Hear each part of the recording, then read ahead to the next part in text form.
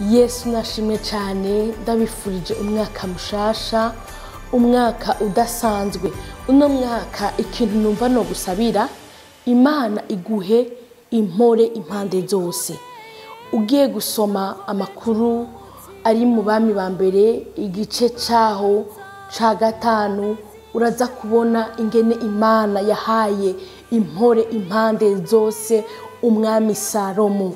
Amaze kubitahura yuko Imana yamuhaye impore impande zose, yaciye agira imigabo n'imigambi yo kubakira Uhoraho Imana urushengero.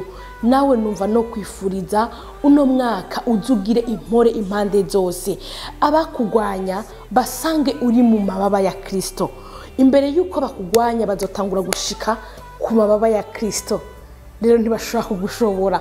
Ndakwifurije impore impande zose, Imana izi gukoresha iby'ubuhizi.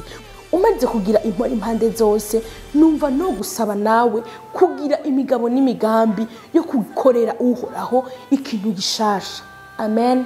Mwarahezagiwe, mugire impore impande zose mu miryango yanyu, mu bikorwa mukora, mu bana banyu, mu byanyu no mu banyu, mugire impore impande zose.